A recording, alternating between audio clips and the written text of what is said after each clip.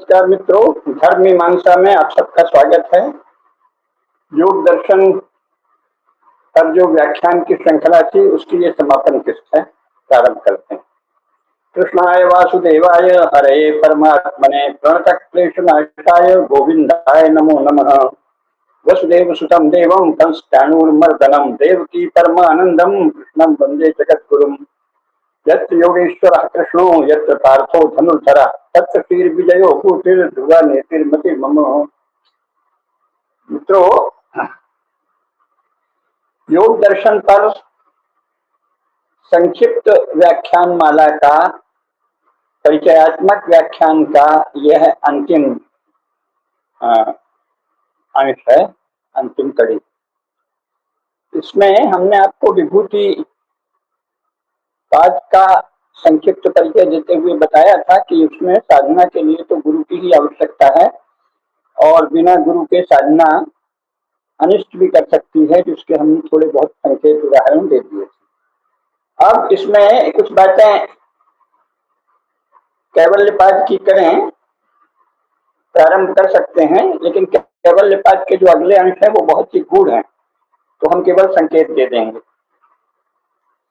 योग दर्शन का चौथा पाद जो है, अंतिम चरण, वो है कैवल्य पाद, यानी कैवल्य प्राप्ति की प्रक्रिया क्या है, फाइनल, अंतिम, वस्तुतः जो व्यवहार में मोक्ष की स्थिति होती है वो क्या है। जाहिर है कि वो बहुत कठिन है, क्योंकि वो वाणी से भी परे है, समस्त संरचनाओं से भी परे है, सारे ही मेंटल कॉन्स्ट्रक्ट, इंटेलेक्चुअल कॉन्स्ट्रक्ट, राष्ट्र, समाज, देश, अमुक तमुक, इन सबसे परे है। काम पुरुषार्थ, अर्थ पुरुषार्थ और मोक्ष पुरुषार्थ के अतिरिक्त सभी शेष सभी धर्म पुरुषार्थ, यानी धर्म पुरुषार्थ का एक रूप विशेष है मोक्ष पुरुषार्थ, उसको छोड़ दें तो शेष सभी धर्म पुरुषार्थ, काम पुरुषार्थ, अर्थ पुरुषार्थ, इनके सबके परे की जो स्थिति है वो है कैवल्य की। तो इसलिए वो स्पष्ट है कि सामान्य बौद्धिक और मानसिक जगत में रहने वाले मनुष्यों के लिए तो वो स्थिति कल्पना से भी परे है, इसलिए इसमें मुख्यतः उसका संकेत ही होगा। तो सबसे पहले, क्योंकि कोई भी इस तरह की जो स्थिति प्राप्त होती है, योग में जो भी ज्ञान प्राप्त होता है वह समाधि के द्वारा ही होता है, क्योंकि योग साक्षात्कार का शास्त्र है। जैसे हम एक दूसरे को अभी आंख से देख रहे हैं, जैसे हम पुस्तक पढ़कर कोई चीज जानते हैं, जैसे हम पृथ्वी, आकाश, जल, वायु, अग्नि आदि को आंख से देखते हैं, प्रत्यक्ष साक्षात्कार करते हैं, तभी उनके विषय में जानते हैं। केवल उसके बारे में धारणाएं सुन के, प्रत्यय सुन के, विश्लेषण सुन के नहीं जान सकते। वैसे वैज्ञानिक जब प्रयोग करते हैं तो प्रयोग करके देख लेते हैं कि हाँ, इन चीजों को मिलाकर ये पैदा होता है, इससे ये समीकरण होता है, आदि आदि, तभी वो उसे वैज्ञानिक तथ्य मानते हैं। उसी प्रकार योग शास्त्र में जिस बात का साक्षात्कार कर लिया जाता है, केवल उसे ही सत्य माना जाता है, उसे ही ज्ञान माना जाता है। मुख्य बात यह है। तो योग शास्त्र में ऐसा कोई ज्ञान है ही नहीं जो प्रत्यक्ष देख न लिया गया। और जाहिर है कि ये तो प्रारंभ से चलता है, वृत्तियों को देखना कि हमारे भीतर कौन कौन सी वृत्तियां हैं, वे कैसे उठ रही हैं, कैसे चल रही हैं, उनकी गति क्या है, उनका प्रवाह क्या है, उनका मूल क्या है, उन पर नियंत्रण की प्रक्रिया क्या है, और पूर्ण नियंत्रण हो जाने पर उनकी स्थिति क्या रहती है, और सभी वृत्तियों से शून्य कोई मनोदशा है क्या, बौद्धिक दशा है क्या, प्रत्यक्ष अभ्यास के द्वारा, समाधि के द्वारा देख लिया जाता है। योग दर्शन में साक्षात्कार ही ज्ञान का आधार है, साक्षात्कार के बिना और कुछ आधार नहीं है। जैसे आसन हम करते हैं तो आसन से जब लाभ हो जाएगा तब उसे मानते हैं कि इस आसन से लाभ है। प्राणायाम से जब अभीष्ट लाभ सिद्ध हो जाएगा तो कहते हैं कि इस प्राणायाम से ये लाभ है। धारणा से जब किसी देश में आपका चित्त बंध जाएगा तो उसे कहते हैं हाँ ये धारणा है। जब उसकी एक शांता हो तभी कहते हैं कि ध्यान है। इसी प्रकार समाधि में जो साक्षात्कार होता है ज्ञान का, वही ज्ञान है योग का। तो इसलिए कैवल्यपाद में सबसे पहले समाधि का विश्लेषण है। तो समाधि यानी प्राय अतीन्द्रिय ज्ञान की दिशा में प्रस्थान। तो कैवल्यपाद का पहला सूत्र क्या है? जन्म औषधि मंत्र तपः समाधि जा सिद्धया। सिद्धियां 5 प्रकार से देखी जाती हैं। जन्म से कुछ लोगों को सिद्धि प्राप्त होती है, कुछ लोगों को मंत्र से सिद्धि प्राप्त होती है, कुछ लोगों को तप से सिद्धियां प्राप्त होती हैं, कुछ लोगों को औषधियों से भी सिद्धियां प्राप्त होती हैं। तो कहा है जन्म औषधि मंत्र तपः समाधि जा सिद्धया। जन्म से कैसे? कि आपने पिछले जन्मों में कोई साधना की, तो जन्म से ही आपको कोई विशेष सिद्धि मिलेगी। कुछ लोग है ना कि उनको जन्म से ही कुछ अधिक शक्तियां प्राप्त होती हैं, तो विशेष शक्ति प्राप्त होती है। किसी किसी को दूर दृष्टि, दूर श्रवण आदि की शक्ति प्राप्त होती है, किसी किसी को विगत जन्मों के साक्षात की शक्ति प्राप्त होती है। तो ये क्या है? जन्म औषधि मंत्र तपः समाधि जा सिद्धया। जैसे जन्म से मनुष्य से इतर भी उदाहरण दे सकते हैं। जैसे पक्षी हैं, पक्षी आकाश में उड़ते हैं, मनुष्य तो नहीं उड़ सकता। तो उड़ना अगर एक सिद्धि माने तो पक्षियों को जन्म से वो सिद्धि प्राप्त है ना, ये जानना चाहिए। इसी प्रकार जैसे कपिल जो आदि विद्वान हैं, जो परम ऋषि हैं, उनको जन्म से ही ज्ञान प्राप्त था। हिरण्यगर्भ है ना, जन्म से ही ज्ञान प्राप्त था। तो मनुष्य भी और अन्य जीव भी अलग अलग सिद्धियां जन्म से, है ना। कपिल आदि महर्षियों को पूर्व जन्म के पुण्य के प्रभाव से जन्म से ही ज्ञान प्राप्त था या सांसिद्धिक ज्ञान प्राप्त हुआ। तो ये क्या है? जन्म से ज्ञान, जन्म से ही सिद्धि। सिद्धि क्या है? सबसे पहले सिद्धि को जानना चाहिए। सिद्धि है क्या? आप कहेंगे सिद्धि क्या है? तो शरीर, इंद्रिय और चित्त में विलक्षण परिणाम का उत्पन्न होना, प्रत्यक्ष दिखना, उसे सिद्धि कहते हैं। जैसे मान लीजिए कि आपने संयम विशेष किया, जिसका हमने विभूति पाद में वर्णन किया है, और आपके शरीर में काय रूप संपर्क जिसे कहते हैं, बल और वज्र संघननत्व आ गया, तो होगा कि हाँ भाई आपका ये संयम है। रूप लावण्य बल वज्र संघननानि काय संपर्क तो प्राप्त हो गया। तो ये क्या है? शरीर विलक्षण हो गया। जैसे देखने में आप बहुत ही दुबले पतले हैं। स्वामी रामदेव जी का उदाहरण मैंने दिया था। स्वामी रामदेव देखने में तो बहुत ही कोई साधारण सा किसान होगा हरियाणा का, वैसे दिखते हैं। बहुत सारी शरीर भी मध्यम कद का, दुबले पतले, लेकिन हम देखे हैं कई बार वो कुश्ती लड़ते हैं बड़े बड़े पहलवानों से और उसमें जीत जाते हैं, या बहुत ही वजन वाली गदा घुमा लेते हैं। तो ये क्या है? प्रत्यक्ष दिखता है ना कि उनको काय संपत्ति सिद्ध है। जब चाहते हैं तो एक संयम विशेष के द्वारा बलेशु हस्ति बला देनी, उनमें बल आ जाता है। और भी योगी हैं, कई हमने देखा है अपनी छाती पर कारही चढ़वा लेते हैं। कुछ लोग केवल जीभ के बल पे, जीभ से रस्सी पकड़ के शक्तिशाली कार विपरीत दिशा में जा रही है उसे रोक के अपनी तरफ खींच लेंगे। तरह तरह की शक्तियां होती हैं। तो ये क्या है? विलक्षणता हुई ना, शरीरगत विलक्षणता। इसी प्रकार इंद्रियगत विलक्षणता। जैसे शंकराचार्य आदि हैं, तो उनको कभी कोई काम भाव जगह ही नहीं, जन्मगत उनमें ब्रह्मचर्य की प्रवृत्ति है। तो ये क्या है? इंद्रियगत विलक्षणता। तो शरीर, इंद्रिय और चित्त, चित्त भी उनका विलक्षण है कि उनका केवल केवल ज्ञान, परा ज्ञान, परम ज्ञान, मोक्ष का ज्ञान या परम पुरुषार्थ संबंधी ज्ञान करना, इसी में मन लगता है। तो ये क्या हुआ? शरीर, इंद्रिय और चित्त, इनमें विलक्षण परिणाम को सिद्ध कहते हैं। ये इसलिए भी जानना चाहिए कि संसार में, जैसे अपने यहाँ भारतवर्ष में ऐसे बहुत लोग हैं जिनको अलग अलग सिद्धियां प्राप्त हैं। ऐसे भी लोग हैं जो कई पूर्वी उत्तर प्रदेश में मैंने कई देखा, चुनाव भी लड़ रहे हैं, कहीं बाल्टी बाबा हैं, कहीं अमुक बाबा हैं, कहीं तमुक बाबा हैं। और तो बाल्टी बाबा जब चुनाव लड़ रहे हैं तब तो एकदम सामान्य जो लोग एमएलए पद के, विधायक पद के प्रत्याशी हैं वैसे ही दिखेंगे।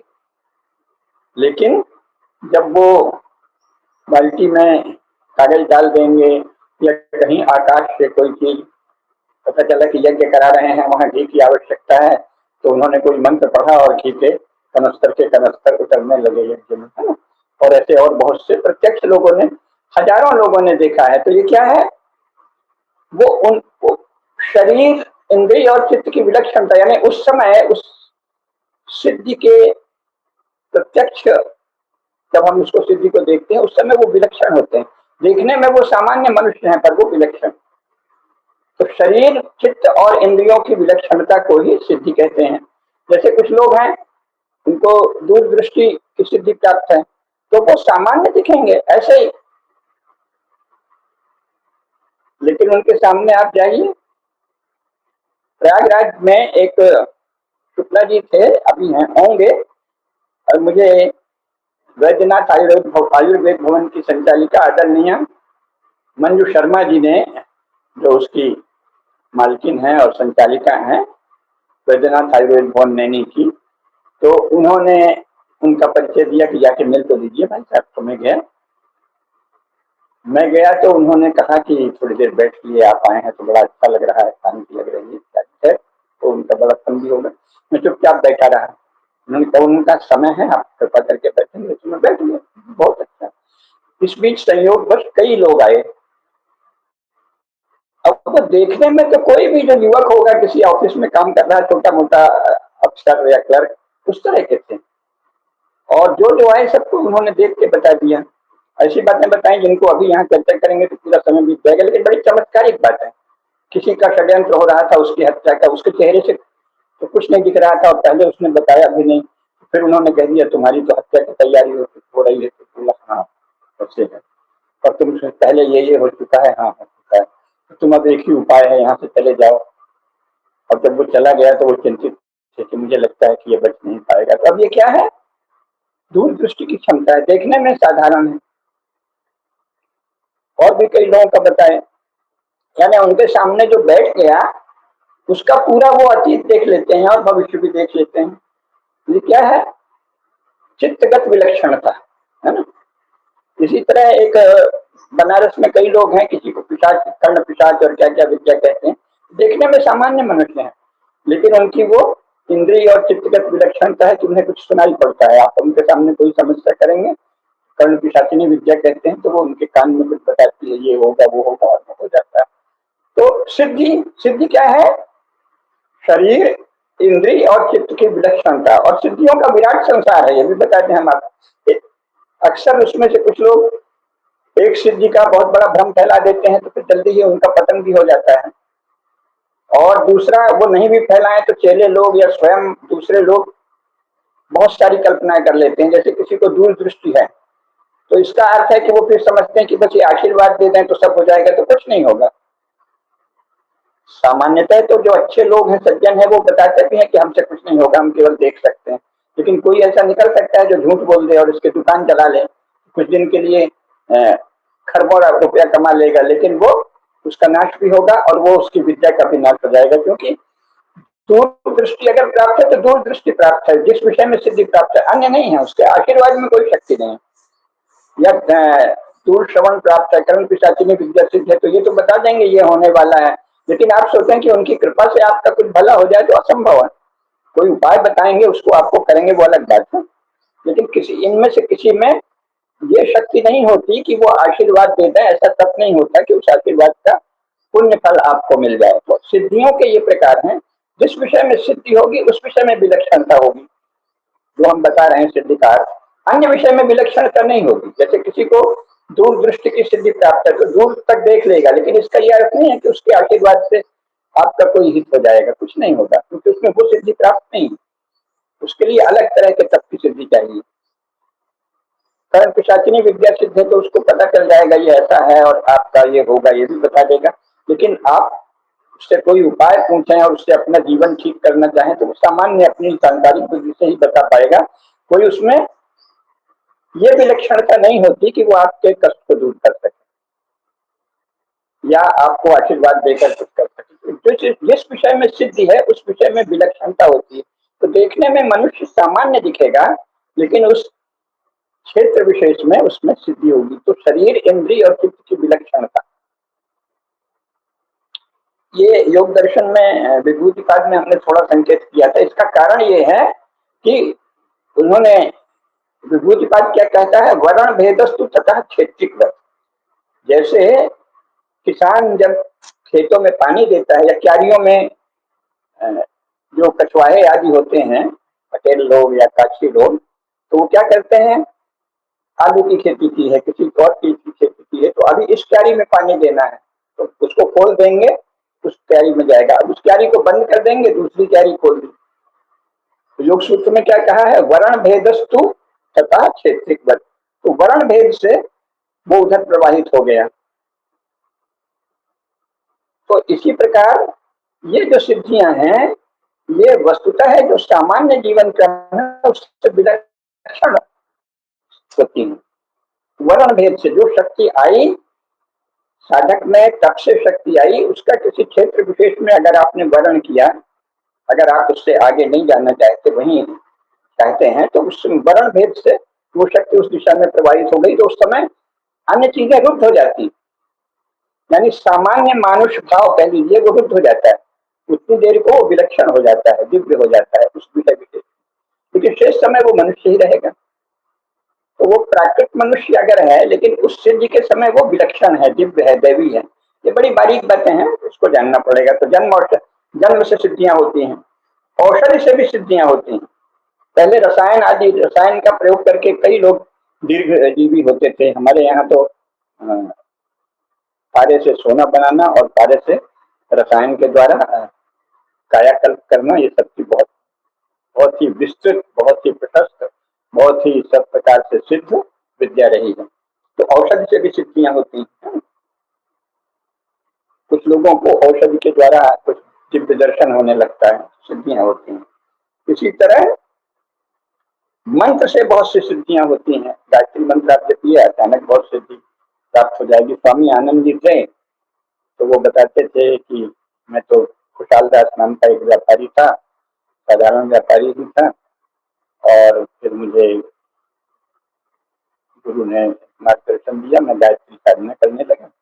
गायत्री साधना से उन्होंने कई उदाहरण दिए थे, शांति कुंज में आए थे, तो उन्होंने बताया कि मेरे बेटे को वहां, वो अमेरिका में था और उसको संकट हुआ, तो अचानक उसे मैं वहां दिखा। इसी तरह और बहुत सी घटनाएं थी कि उनको अचानक वो दिखते थे और फिर वो वहां उनकी मदद कर देते थे, या अचानक उनकी उपस्थिति का आभास होता था, उस पर होता था, रुको आगे मत बढ़ो, खतरा है, और आपका खतरा बढ़ जाएगा। तो ये क्या है, मंत्र से सिद्धि, बहुत प्रकार की सिद्धियां होती हैं। मंत्र से ज्ञान तो प्राप्त होता ही है, असली ज्ञान, परम असली सिद्धि तो ज्ञान है, लेकिन अभी सिद्धियों की बात चल रही है। तो मंत्र से भी सिद्धियां प्राप्त होती हैं।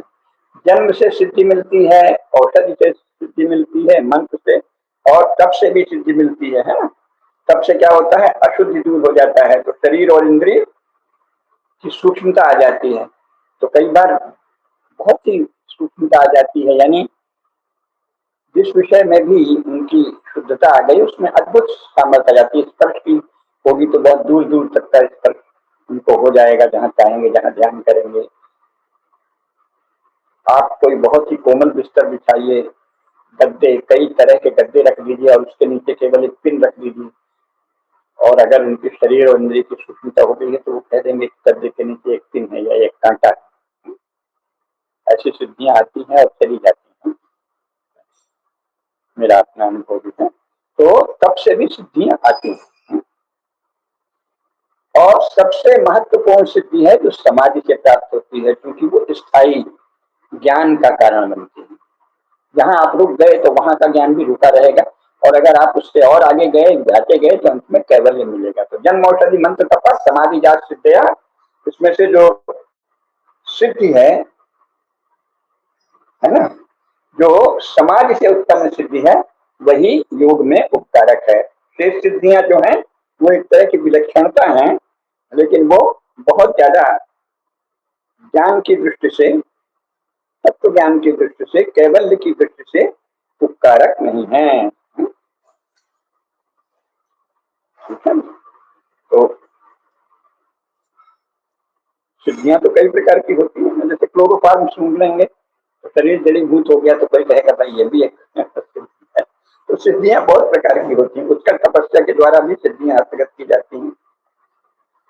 इच्छा शक्ति की प्रबलता से शरीर में परिवर्तन भी हो जाता है और पूर्व संचित शुभ कर्माशय फल के लिए उन्मुख होता है। लेकिन योग के अतिरिक्त इन सब उपायों से सिद्धि हो तो सकती है, पर असली इसमें जो योग के लिए सहायक सिद्धि है वो केवल वो अनित्य है सारी सिद्धियां, ऐसा आचार्य कहते हैं। और अनित्या अल्पवीर्यास्ता सिद्धिया, वे सिद्धियां अनित्य हैं और अल्पवीर हैं, उनका प्रभाव भी अल्प ही होता है।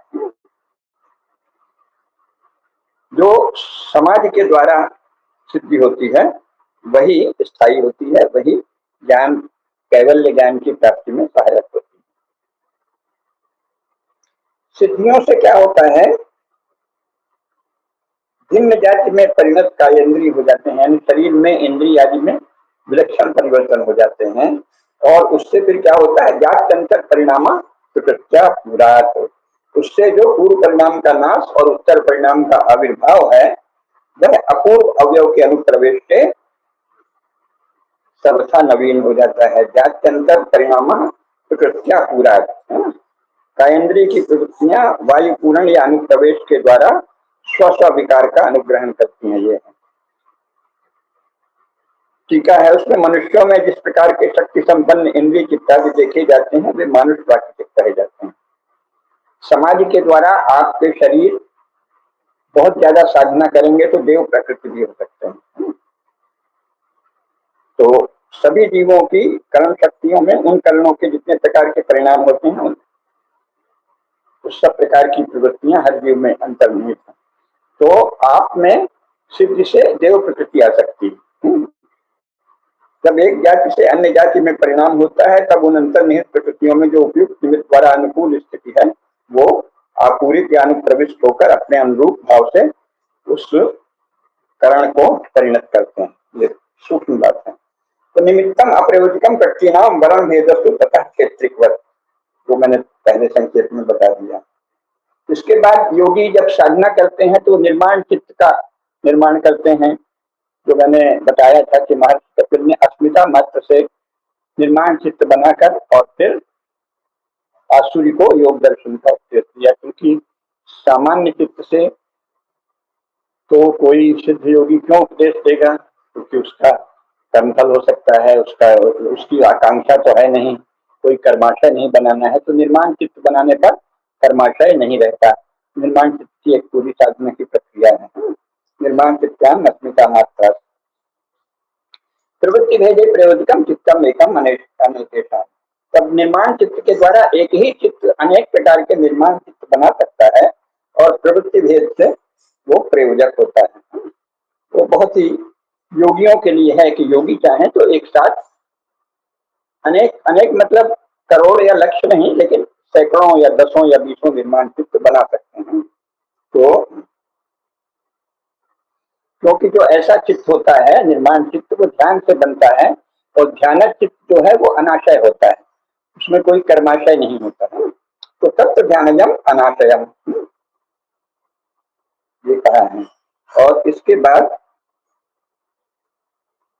अगला सूत्र है, फिर वो कर्म आदि की व्याख्या है कि कर्म शुक्ल होते हैं, कृष्ण होते हैं और मिश्रित होते हैं। पुण्य होता है, पाप होता है और मिश्रित होता है। तो कर्म अशुक्ला कृष्णम योगिन त्रिविधम, योगियों के कर्म न तो पुण्य होते न पाप होते, उनसे मुक्त होते हैं। क्योंकि वो समाज की भावभूमि में रहकर जब काम करते हैं ना तो उनका कोई कर्माशय नहीं होता और उस कर्म का इसीलिए कहा है कि ना कोई पुण्य होता न कोई पाप होता। लेकिन ये बहुत ही एक प्रकार से देखने में मानव शरीर होते हुए भी देव प्रकृति हो गई।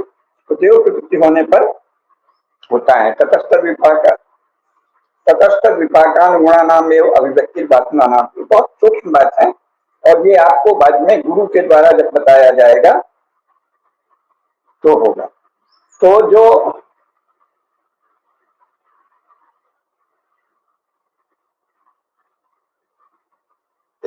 बताया है कि हर प्राणी में तासाम अनादित्वम चाक्षुषो नित्यत्वात्।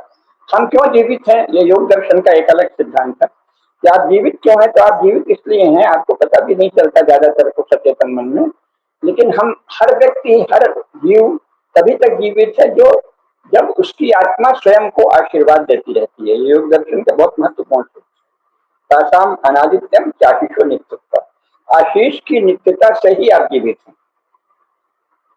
आपके भीतर अंतस्थ जो परमात्मा है, जो चेतना है, वो जब तक आपको आशीर्वाद देती है तभी तक आप जीवित हैं।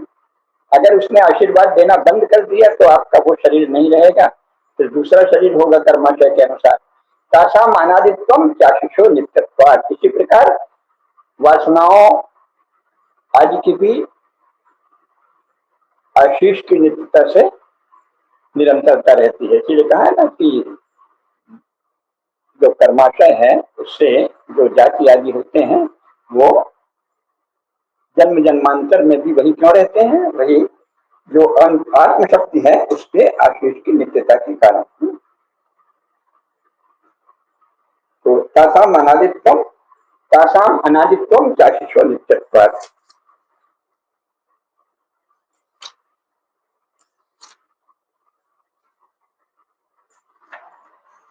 हर व्यक्ति जो है अपने आप, जो हर व्यक्ति की जो अंतरात्मा है वो स्वयं को जब तक आशीर्वाद देती रहती है तभी तक वो अस्तित्ववान है। हाँ? फिर इसके बहुत ही सूक्ष्म और व्यक्त जो गुण है वो सब बताया है। और वासनाओं के लिए क्या कहा है, जाति देश काल व्यवहिता नाम अनंतर्यम स्मृति संस्कार्यो एक रूपत्वात्। स्मृति और संस्कार की एक रूपता से आप भिन्न योनि में पैदा हुए तो भी पूर्व जन्म में जो आपका कर्माशय बना है उसकी निरंतरता रहेगी। और भिन्न देश में पैदा हुए, अभी आप भारत में है फिर इंग्लैंड में है, लेकिन भारत में रहते हुए जैसा आपका मन बना, जैसे आपने कर्म किए, जैसा आपका कर्माशय बना, तो स्मृति और संस्कार आपको स्मृति का शेष रहेगा। आपने अभी विद्या अध्ययन किया तो अगले जन्म में भी आपकी विद्या में प्रवृत्ति रहेगी। विद्या में आपने वेदों उपनिषदों का अध्ययन किया तो उधर प्रवृत्ति रहेगी।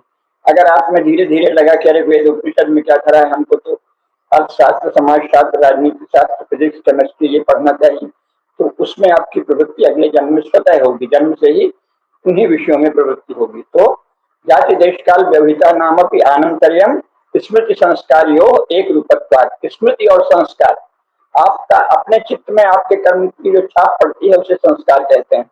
तो जो आपने अपने चित्त में संस्कार डाले हैं, स्वयं अपने कर्मों के द्वारा अपने चित्त में आपने कुछ संस्कार डाले हैं, तो वो कर्म संस्कार आपको अगले जन्म में भी रहते हैं, है ना। और समय का अंतराल होता है, आपकी मृत्यु आज हुई और बीच में आप प्रेत योनि में चले गए या कहीं स्वर्ग में गए, जैसा आपका सुख करना है, उसके बाद आप पैदा हुए आज से 500 साल बाद या 100 साल बाद या 150 साल बाद या 50 साल बाद, तो काल जो है वो बीत गया, दूसरा काल आ गया, लेकिन स्मृति और संस्कार जो आपके थे वो उस जन्म में भी फलित होंगे, क्योंकि बीच में आप भोग योनि में थे, तो स्मृति और संस्कार में कोई परिवर्तन नहीं आया। तो मानव जन्म में जो आपने कर्म किए उनसे जो कर्माशय बना, स्मृति और संस्कार बने, वो जाति अर्थात योनि की भिन्नता से, देश की भिन्नता से और काल की भिन्नता से बाधित नहीं होते, अपितु वो वही रह जाते हैं। इसीलिए हमको जो साधक है उनको इसी जीवन में ज्यादा से ज्यादा पुण्य कर्म करना चाहिए, ज्यादा से ज्यादा अपने चित्त को शुद्ध करना चाहिए, ज्यादा से ज्यादा ज्ञान की साधना करनी चाहिए, पराविद्या की साधना करनी चाहिए, चित्त को शांत और निर्मल बनाने का अभ्यास करना चाहिए, क्योंकि ये जन्म जन्मांतर तक जाएगा। जाति देश काल व्यवहित होने पर भी कर्म स्मृति और संस्कार की एक रूपता से वो वही होगा। जाति देश काल व्यवहिता नामक आनंतर्यम स्मृति संस्कार यो एक रूपत्वात्। स्मृति और संस्कार की एक रूपता से अगला जन्म होगा। तो साधना में ये सब जानना पड़ता है। और फिर उच्चतर साधना जो है कैवल्य की, वो तो बहुत आगे की बात है, लेकिन इस संदर्भ में जो हम प्रारंभ में छोड़ आए हैं उसकी थोड़ी सी चर्चा आवश्यक है, क्योंकि आज हम समापन करना चाहते हैं संक्षेप मात्र में। तो हमने क्या कहा था,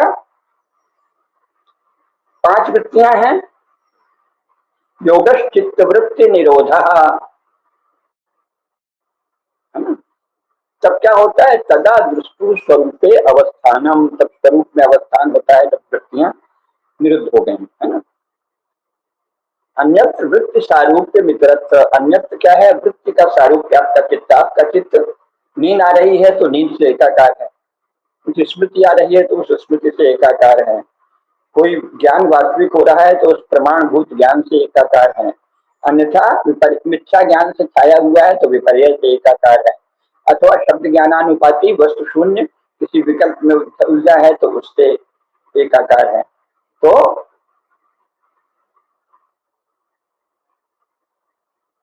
जहां आपकी वृत्तियों का निरोध नहीं हुआ है,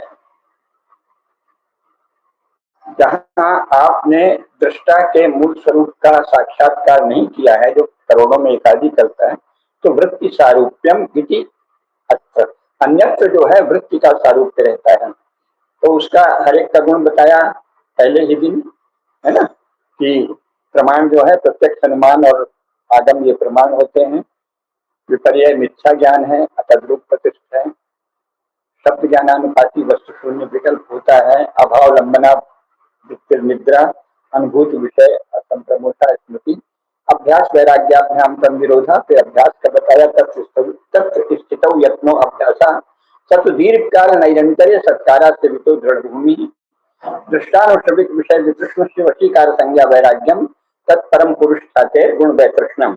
ये तो हम आपको बता ही दिए थे, है ना, कि निरंतर दीर्घ काल तक जब आपका अभ्यास होगा तब आप आगे बढ़ेंगे, है ना। तो जब अभ्यास करेंगे तो विराम प्रत्याभ्यास पूर्वक संस्कार से शून्य ये आगे चलेगा ना, क्योंकि आपने जब वृत्ति के निरोध का अभ्यास कर लिया तो क्या है, परम पुरुष ख्याते गुण वैतृष्ण्यम, ये हो गया ना, परम वैराग्य आपका हो गया। तो फिर क्या होगा, वितर्क विचार आनंद और अस्मिता, वितर्कानुगत विचारानुगत आनंदानुगत और अस्मितानुगत समाधियां होती हैं, संप्रज्ञात समाधि होती है। अभ्यास और वैराग्य के द्वारा निरुक्त योगी में संप्रज्ञात समाधि होती है, वो वितर्क विचार आनंद और अस्मिता इन 4 भावों का अनुगत होकर होती है, इसे संप्रज्ञात समाधि कहते हैं। वितर्क वितर्क यानी किसी आलंबन में समाहित होना, और उस आलंबन का जो स्थूल रूप विषयक आभोग है, अर्थात स्थूल रूप की साक्षात्कारणी प्रज्ञा है, उसे वितर्कानुगत समाधि कहते हैं। विचार एक प्रकार का सूक्ष्म आभोग है विचार में, तो विचारानुगत समाधि भी होती है। और फिर आनंदानुगत समाधि है, एक आनंद की अनुभूति होती है, लाभ से युक्त आभोग होता है।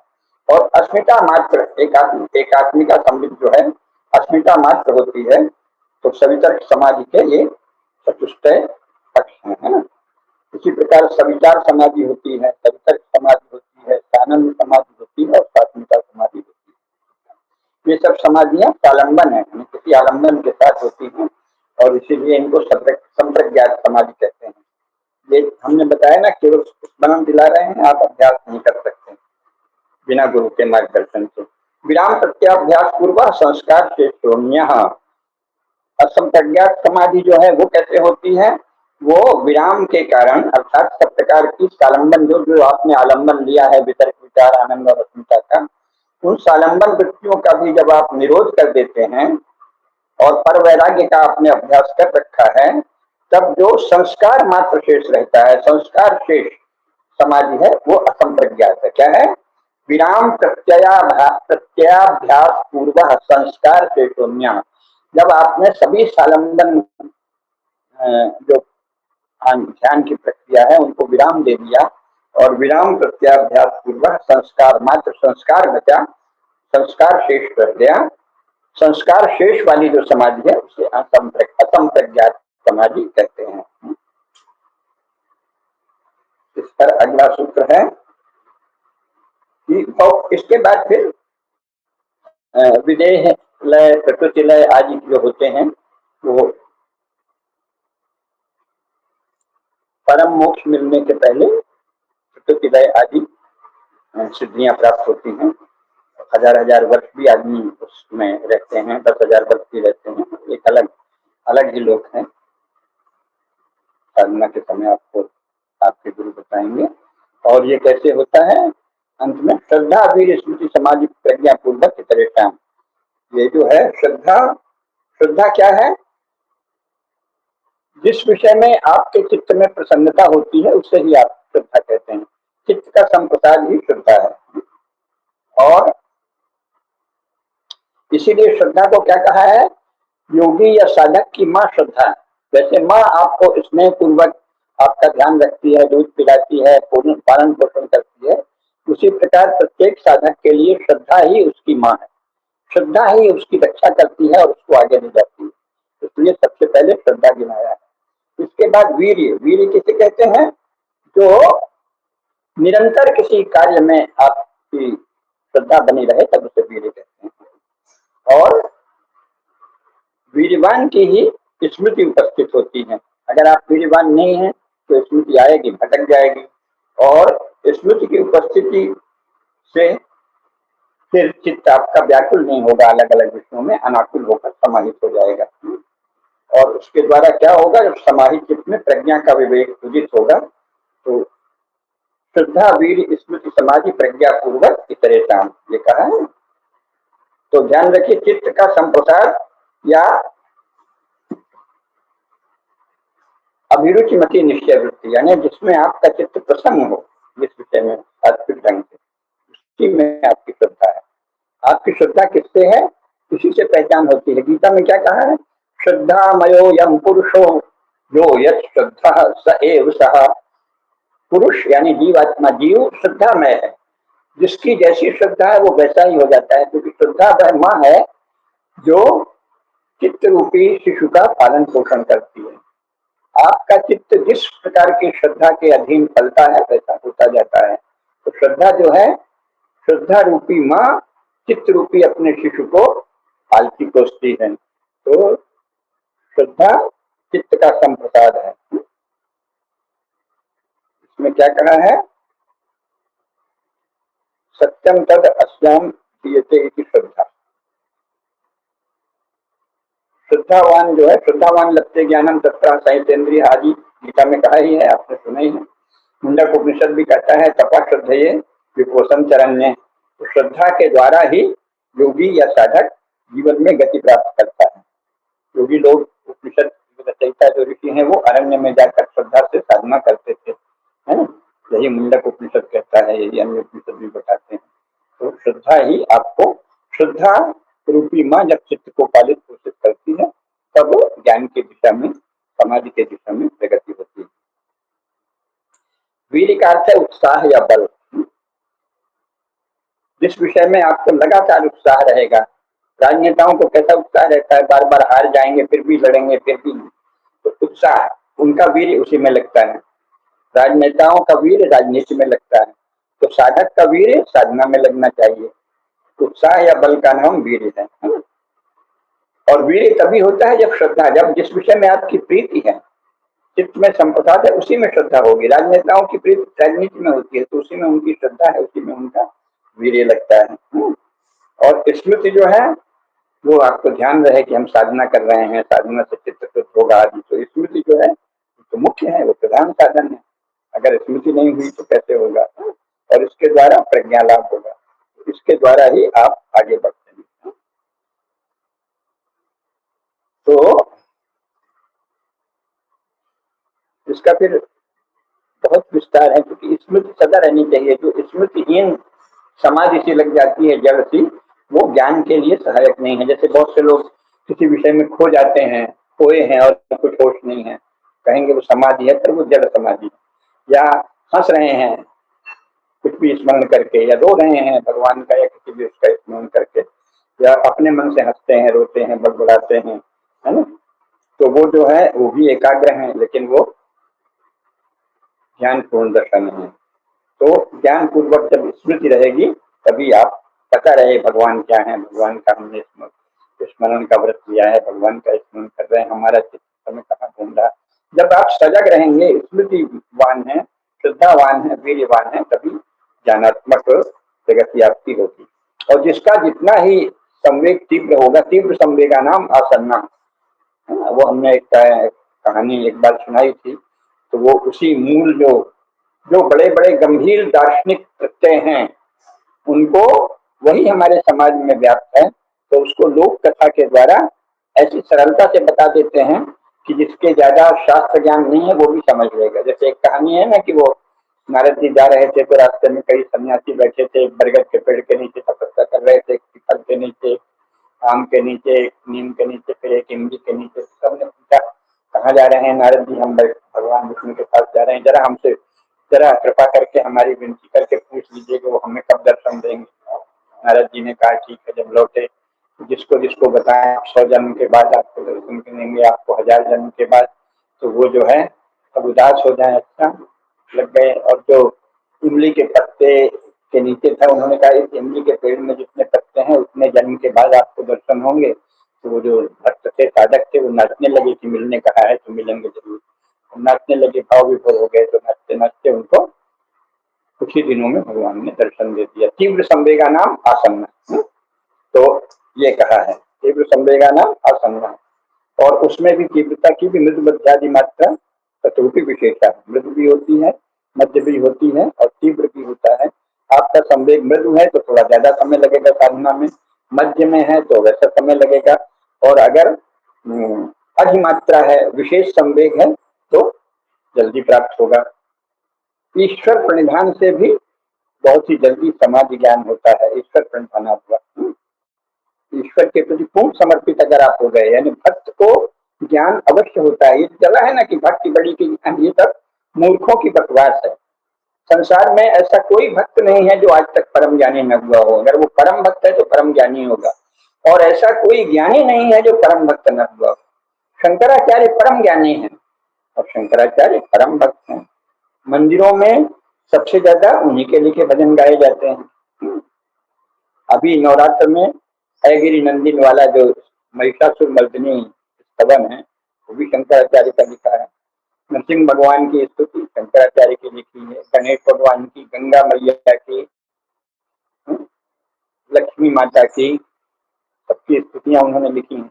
उनसे बड़ा कौन भक्त होगा? और उनके पारायण से उनके पास से सिद्धि प्राप्त होती है। जगदम्बा की है, समापन स्तोत्र है, वो भी उन्हीं का लिखा हुआ है। तो शंकराचार्य से बड़ा ज्ञानी कोई नहीं है, इसीलिए शंकराचार्य से बड़ा भक्त भी कोई नहीं। जो भक्त होगा उसको ज्ञान अवश्य होगा। उसमें बाकी सांसारिक ज्ञान है या नहीं, इसका कोई अर्थ नहीं। गणिका है, अजामिल है जो कहा जाता है, तो उन्हें और कुछ ज्ञान नहीं था। ये ज्ञान था कि भगवान कण कण में व्याप्त है और सर्वोपरि है, वही सर्वोपरि। मूल ज्ञान, परम ज्ञान के संदर्भ में इतना स्मरण काफी है कि संसार का, ये संसार मायामय है और परम सत्य है, परम परमात्मा, ये ज्ञान है। ये ज्ञान जिससे नहीं है वो भक्त नहीं हो सकता। तो हर ज्ञानी भक्त होता है और हर भक्त ज्ञानी होता है। ईश्वर प्रणिधानाद्वा, फिर ईश्वर की योग में व्याख्या कर दी है। योग की परिभाषा में कि पुरुष है क्या योग, हर हर मनुष्य के भीतर योग दर्शन के अनुसार तो जीवात्मा को पुरुष नाम दिया गया है।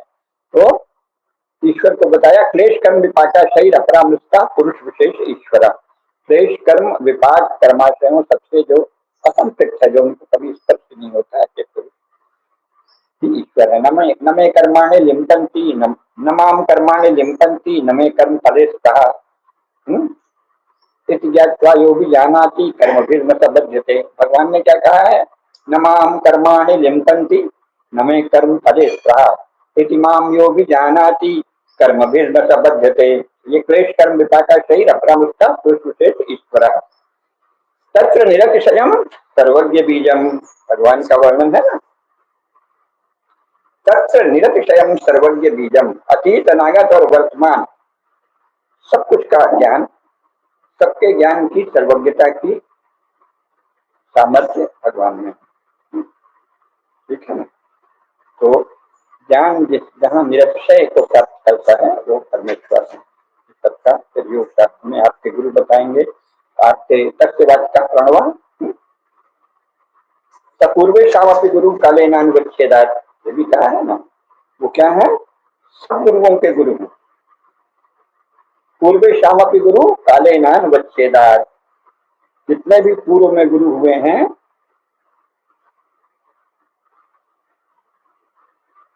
सबके गुरु वही हैं, परम गुरु हैं। तस्य वाचकः प्रणवः, ओम ही उनका वाचक है।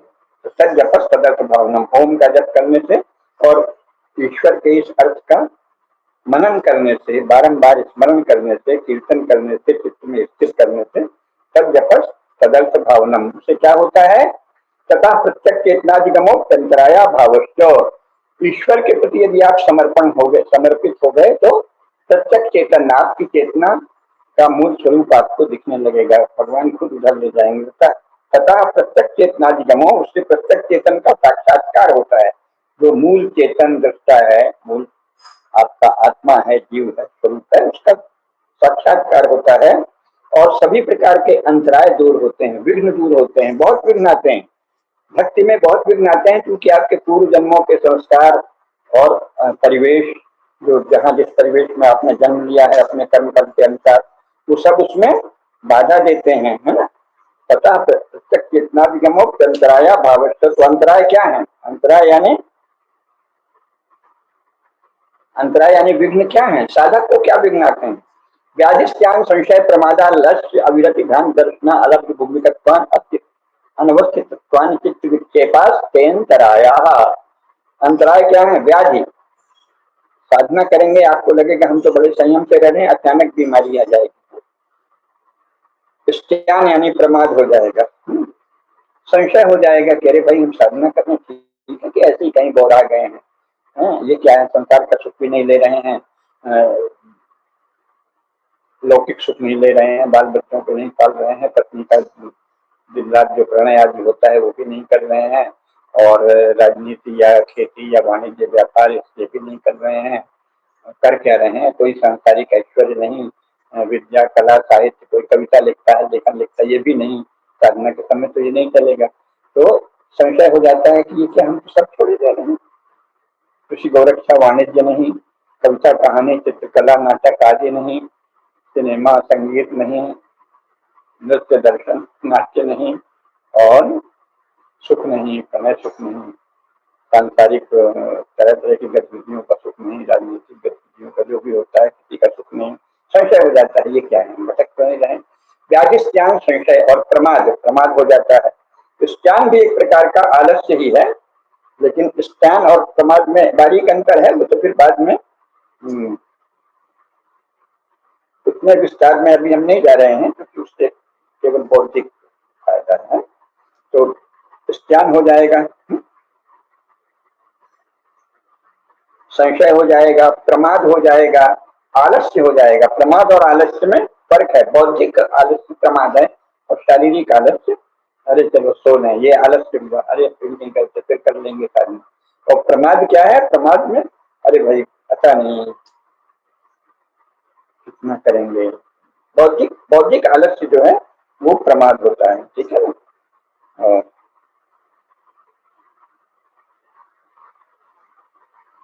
इसीलिए कहा है कि अप्रमत्तेन वेदभ्यो सर्वतन्मो तन्मे भवेत्, उपनिषद कहा है ना, प्रणमो धनु सर्वोयात्मा ब्रह्मतल्लक्ष्यमुच्यते, अप्रमत्तेन वेदभ्यो सर्वतन्मयो भवेत्।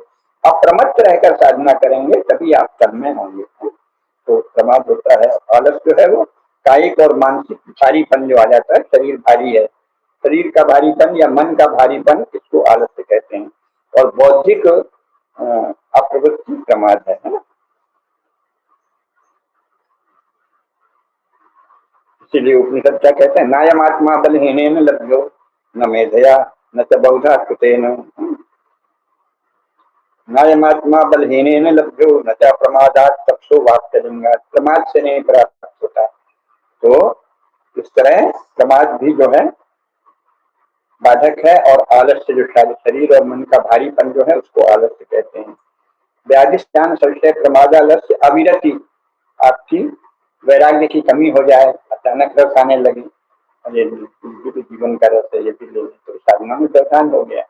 भ्रांत दर्शन कई बार होता है, हमको तो भगवान दिखते हैं, हमको तो शंकर जी दिखते हैं, हमको तो हनुमान जी दिखते हैं, हमको तो आभास हुआ है कि ये होगा, तो कभी कभी वो सही भी निकलता है। तब बहुत ही गुरु के मार्गदर्शन में इसमें संतुलन रहेगा।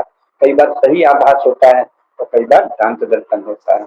अलग भूमि, जो भूमि है वो जहाँ तक आप साधना से जिस भूमि तक चले गए हैं, कई बार उससे स्तरित हो जाते हैं। व्याधिष्ठान संशय प्रमादा लक्ष्य अविरत भ्रांत दर्शन अलग भूमिकत्व अनवस्थित चित्त विक्षेप, चित्त के विक्षेप के नाना रूप हैं। इनको क्या कहते हैं? व्याधिष्ठान संशय प्रमादा लक्ष्य विरति भ्रांत दर्शना अलग भूमिकत्व अनवस्थित चित्त विक्षेपास से अंतराया, तो अंतराय कहते हैं। तो इनके साथ क्या होता है?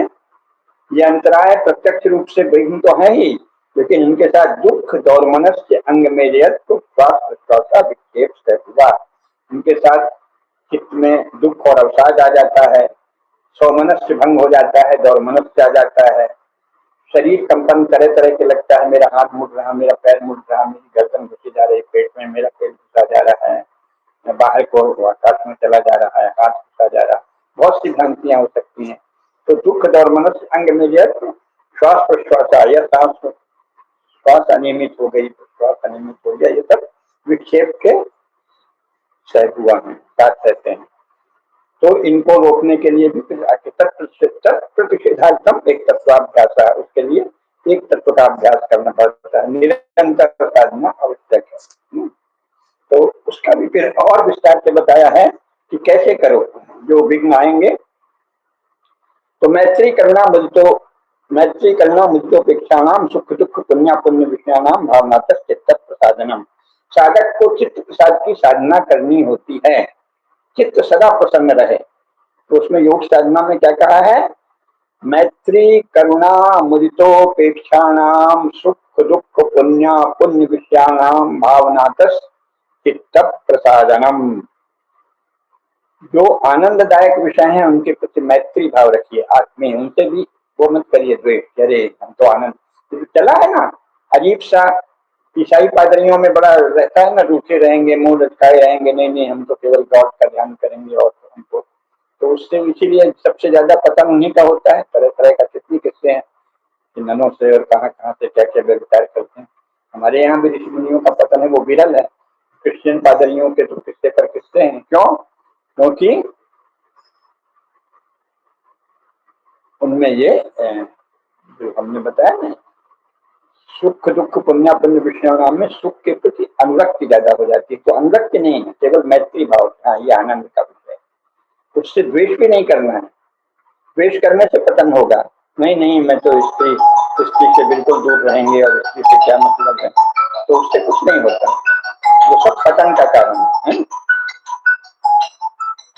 तो और इसी प्रकार दुख, कोई दुखद जो विषय है उनके प्रति करुणा का भाव रखें। सुख दुख पुण्य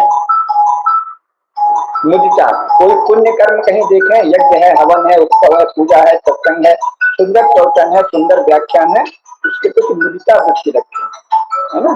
और जो अपुण्य विषय है उनके प्रति उपेक्षा वृत्ति रखे। मैत्री करुणा मुदितोपेक्षा नाम सुख दुख पुण्य पुण्य विषयाणाम भावना चित्त प्रसाद। चित्त को कैसे प्रसन्न रखें, इसकी ये प्रक्रिया है। मैत्री करुणा मुदिता और उपेक्षा वृत्तियों का अवलंबन करके सुख के विषय में मैत्री, दुख के विषय में करुणा, पुण्य विषय में मुदिता और पाप विषयों की उपेक्षा, ये साधना का विषय है। तो ये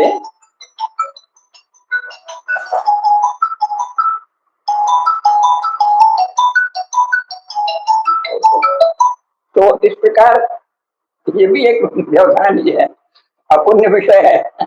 मैत्री करुणा मुदितोपेक्षा नाम सुख दुख पुण्य पुण्य विषय नाम भावना चित्त प्रसादनम। अब देखिए यहाँ है, हमने सोचा कोई अर्जेंट नहीं हो, कोई जरूरतमंद नहीं हो, तो उपेक्षा नहीं की, तो उससे बाधा पड़ गई। चित्त प्रसादन, चित्त के प्रसाद में बाधा पड़ गई। उपेक्षणीय विषय है, उसमें उपेक्षा करनी चाहिए। मैत्री करना मुद्दोपेक्षा नाम सुख दुख पुण्य पुण्य विषय नाम भावना चित्त प्रसादनम। तो ये सब है इस प्रकार आप गुरु के मार्गदर्शन में प्रच्छदन विधारणाभ्याम व प्राणायाम आदि करते हुए अथवा जैसा वो बताएं विषयवती व प्रत्युत्पन्न मनसा निबंधनी बहुत सारे विकल्प दिए हैं। विशोका व ज्योतिषमती, इन पे विस्तार से जाएंगे तो बहुत समय लगेगा। वितराग विषयम व चित्तम, आप अपने गुरु का ध्यान करें, किसी सिद्ध पुरुष का ध्यान करें, उससे भी समाधि लगती है। स्वप्न निद्रा ज्ञानालंबनम यथाभिमत ध्यानार्थ हुआ, या जो भी आपको जिस विषय में ध्यान लगता हो उससे करें, ध्यान का अभ्यास करें। तो उससे क्या होगा, चित्त के वशीकार सिद्ध हो जाएंगे। परमाणु परम महत्वांकोश वशीकारा, है ना। तो तब आपकी वृत्तियां क्षीण होंगी। क्षीण वृत्ते अभिजात मणे ग्रहित ग्रहण ग्राह्येषु तत्स तदंजनता समापत्ति, ये समाधि का लक्षण है। जब आपकी वृत्तियां क्षीण हो जाएंगी तो जो आपका चित्त है वो जैसे जो मूल चेतना है, जैसे मणि का प्रकाश होता है, उसी प्रकार चेतना का प्रकाश आपके चित्त में हो जाएगा। तो इससे वो क्रमशः आगे बढ़ता है। फिर सवितर्का समापत्ति कैसे होती है, सविचारा कैसे होती है, आनंदा सात्मिका कैसे होती है, ये सब समाधि पाठ में भी बता दिया गया है। और कैवल्य पाठ में तो इसके आगे की सूक्ष्म बातें हैं। सबीज समाधि, फिर निर्बीज समाधि, और फिर किस प्रकार का संस्कार दृढ़ हो समाधि के अनुकूल, अन्य संस्कारों का कैसे प्रतिरोध हो, फिर अंत में निर्बीज समाधि कैसे होगी, ये समाधि पाद में सब बताया है। और कैवल्य पाद में क्या बताया है, कैवल्य पाद में जो हमने संक्षेप में बता दिया था, तो चित्त की धारणा की बहुत और सूक्ष्म विधियां हैं। ये गुरु के मार्गदर्शन में जब आप जानेंगे तो अंत में क्या होता है कि दृष्ट दृष्टोपरिक्तम चित्तम सर्वार्थम, जो कुछ भी दृश्य है उसके प्रति उपरक्त हो जाएगा चित्त। और जब दृष्टा और दृश्य में उपरक्त होने के कारण चित्त सर्वार्थ होता है, तो चित्त की प्रकृति को आप जान लेंगे और जो भी विवेक के बाधक संस्कार हैं उन सबका आप बात कर देंगे। फिर उसमें बहुत बारीकी से बताया है कि सत्चिद्रेषु प्रत्यांतरं संस्कार, अगर आपका चित्त बहुत सात्विक भी हो गया तो भी कहीं ना कहीं आपने तमस या रजस हो सकता है। उसी बात को पुराणों ने बताया है कि अमुक योगी या ऋषि बहुत शुद्ध थे, पवित्र थे, और फिर अचानक उनका स्खलन हो गया, तो उसको योग सूत्र में समझाया है सच्चित्तेषु प्रत्ययांतराणि संस्कारेभ्यः। लेकिन वो यदा कदा पतन होता है तो पता चला कि नहीं वो छिद्र है, और पता चला रोज ही पतन हो रहा है और रोज ही बड़ी बड़ी बात कर रहे हैं तो अपतित है, अपवित्र है। लेकिन मान लीजिए कोई वर्षों तपस्वी शुद्ध पवित्र जीवन जीता है, कैसा उसका पतन हो जाता है। तो इसको योग सूत्र बताता है, कैवल्य पाठ का 27वां सूत्र, तत्छिद्रेषु प्रत्ययांतराणि संस्कारेभ्यः, इनका हान में शाम क्लेश पदुक्तम, इसको कैसे रोकें, जैसा क्लेशों को रोकने कहा गया। और फिर इसके बाद जब ये सब आप कर लेंगे तो फिर धर्म समाधि होगी। विवेक ज्ञान होने पर, विवेक ज्ञान से भी फिर अंत में विराग हो जाएगा, तो सर्वथा विवेक ख्याति होगी, उससे धर्मिक समाधि होगी। धर्मिक समाधि में क्लेश कर्म तथा क्लेश कर्म निवृत्ति। जब धर्मिक समाधि, समाधि के अनेक सोपान हैं, अंत में धर्मिक समाधि में पहुंच गए तो तथा क्लेश कर्म निवृत्ति। तथा सर्ववर्णम अलापेत ज्ञान से अनंत्या ज्ञेयम अल्पम, उस समय ज्ञान की अनंतता आपके सम्मुख है और जानने को जो कुछ है वो बहुत ही कम है ना।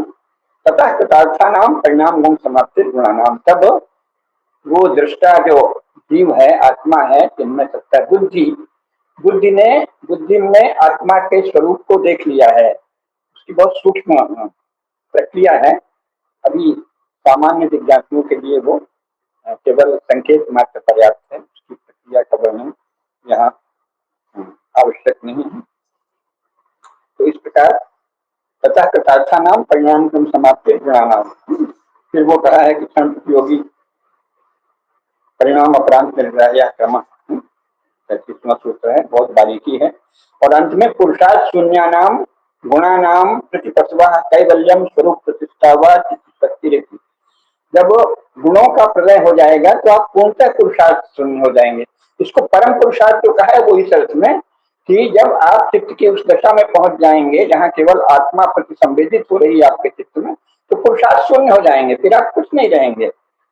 महाकवि, महाराष्ट्रभक्त, महान राजनेता, प्रधानमंत्री, राष्ट्रपति, ये तो बहुत छोटी चीज है। इससे भी किसी भी प्रकार का पुरुषार्थ का भाव ही नहीं रहेगा, क्योंकि पुरुषार्थ तो आप देखेंगे गुणा गुणेषु वर्तन्ते इति मत्वा न संजते। तो पुरुषार्थ शून्य गुणों का प्रलय हो जाएगा जब, तब स्वरूप प्रतिष्ठित चित्त शक्ति, स्वरूप में प्रतिष्ठित चित्त शक्ति जो है वही कैवल्य है। स्वरूप चित्त शक्ति का स्वरूप में प्रतिष्ठित होना, स्वरूप प्रतिष्ठित चित्त शक्ति ही कैवल्य है। ठीक है ना, स्वरूप प्रतिष्ठित चित्त शक्ति यही कैवल्य है। तो ये बिना गुरु के मार्गदर्शन में ये बहुत आगे की यात्रा है और जन्म जन्मांतर में प्राप्त होती है। लेकिन एक पद भी अगर सही मार्ग में रखा गया तो नई कल्याण कश्चित दुर्गतिम गति, भगवान का आश्वासन है। तो हमको सदा श्रेयस की ओर, सुख की ओर, कल्याण मार्ग की ओर ही अपने को अभिमुख रखना चाहिए। और विचलित भी हो तो असंशयम महाबाहो मनोदुर निग्रहम चलम, तो मान लेना चाहिए, है ना। तो पार्थ में वे है नामुत्र विनाशस्य विद्यते नई कल्याण कश्चित दुर्गतिम तात गच्छति। अरे हमारा पतन हो जाएगा, हम मान लो नहीं, हम अखंड ब्रह्मचर्य नहीं कर पाए तो क्या होगा, तो इसके अग्नि की तरह डट के भोग ही करने, जितनी देर कर सको करो, पतन हुआ है कोई बात नहीं, उसके बाद पुनः प्रयास करो। नई कल्याण कश्चित दुर्गतिम तात गच्छति, इसका क्षणिक स्खलन का, थोड़ी देर चित्त उतना उच्च और दृढ़ नहीं रह पाने का बहाना लेकर नरक में मत डूब जाओ। जब तो क्या करें, अब तो हो ही गया। सामान्य जीवन में भी ये जब समाज में भी व्याप्त हो जाता है तो बहुत मूर्ख है, बहुत मूर्खता फैलती है। ऐसे कई बार हुआ ना, मुसलमानों ने गंगा, वो गंगा जी में नहीं, आपके घर के कुएं में गाय, मरी हुई गाय डाल दी, या आपके मुंह में गोमांस पहुंचती है। अगर आप अंधविश्वासी हैं तो अब क्या करें, अब तो गोमांस मुंह में खिला लिया, अब तो हम मुसलमान हो गए। और उस समय जब अंधविश्वास समाज में आ जाए तो वो भी कहते थे अरे अरे इसके तो मुंह में गोमांस छुल गया, अब तो ये हिंदू रहा ही नहीं। ये क्या है, मूर्खता की पराकाष्ठा। किसी भी एक क्षणिक स्खलन, क्षणिक पतन या बलपूर्वक आपके साथ कुछ किया गया, स्त्रियों के लिए भी हमारे यहाँ इसीलिए इतना है कि प्रत्येक मासिक धर्म के बाद स्त्री शुद्ध हो जाती है। अगर बलात्कार उससे हुआ तो स्त्री को दोष नहीं मानते। आपके मुंह में गोमांस छुला दिया तो नहीं, अब तो हम हिंदू रहे ही नहीं। तो अच्छा, वो उसने, ये यूरोप और अमेरिका के लोग तो पता नहीं किन दवाओं में क्या क्या मिला देते हैं, तो जब तक आप नहीं जानते खा लिया तो अब तो हम गोमांस भी खा ही लेंगे क्योंकि फलानी दवा में सुना है कि बीफ का अंश था। ये सब मूर्खताओं में नहीं फंसना चाहिए। अगर आप अनजाने कोई दोष कर देते हैं तो सबका प्रायश्चित भी है, और अपने मूल स्वभाव, साधना का स्वभाव, उच्चता का स्वभाव, सात्विकता का स्वभाव, प्रकाश की ओर जाने का स्वभाव कभी भी नहीं छोड़ना चाहिए। और क्षणिक स्खलन या पतन से आपका कोई वास्तविक पतन नहीं होता, कदापि नहीं होता। आप साधना के मार्ग पर चलते जाइए और गुरु के मार्गदर्शन में भगवान का भजन करते हुए, जब तक गुरु नहीं है तो भगवत भजन कीजिए। भगवान गुरुओं के भी गुरु हैं। कल्याण मार्ग से स्खलित हो भी गए तो पुनः उसी में प्रवृत्त होइए, कभी भी उसकी आड़ मत लीजिए अपनी लिप्सा के लिए, और मूर्खतापूर्ण अज्ञान से निराश भी मत होइए। क्योंकि जिन लोगों ने मान लिया कि अब तो हमको छुड़ा दिया है गोमांस, तो हम अहिंदू हो गए, तो वो कोई बदमाशी नहीं कर रहे थे, उनके वही विश्वास हो गया था, अरे अब तो गोमांस छू गया मुंह में, अब तो हम मुसलमान हो गए। तो उठता नहीं, उससे बचने के लिए सब उपाय हैं। अब तो मेरा ध्यान चला गया उस करने के प्रति, उस करने के प्रति, अब तो मेरा ब्रह्मचर्य खंडित हो गया। अरे खंडित हो गया तो फिर साधना करो। क्या करूं, मेरा तो मन बिगड़ गया था, भोग में चला गया था, तो भोग में चला गया तो कर लिया, चलो आगे चलो। योग मार्ग में, साधना मार्ग में, कल्याण मार्ग में, सुख के मार्ग में बारंबार बारंबार यतो यतो निश्चरति मनः चंचलम स्थिरम ततस्ततो नियम्यैतद् आत्मन्येव वशं नयेत्। क्या कहा है भगवान, यतो यतो निश्चरति मनः चंचलम स्थिरम ततस्ततो नियम्यैतद् आत्मन्येव वशं नयेत्। तो इस प्रकार बलपूर्वक, तत्पूर्वक, संकल्प पूर्वक बारंबार शुभ में, साधना में, योग में, भगवान की भक्ति में प्रवृत्त होइए, बारंबार प्रवृत्त होइए, बारंबार प्रवृत्त होइए। जन्म जन्मांतर की यह यात्रा है। और अगर आप तीव्र संवेगानाम आसन्नः, तीव्र संवेग है तो इसी जन्म में सिद्धि प्राप्त हो जाएगी। इतना ही। जय हो, धर्म की जय हो, अधर्म का नाश हो, प्राणियों में सद्भावना हो, विश्व का कल्याण हो। नमः पार्वती पतये, हर हर महादेव।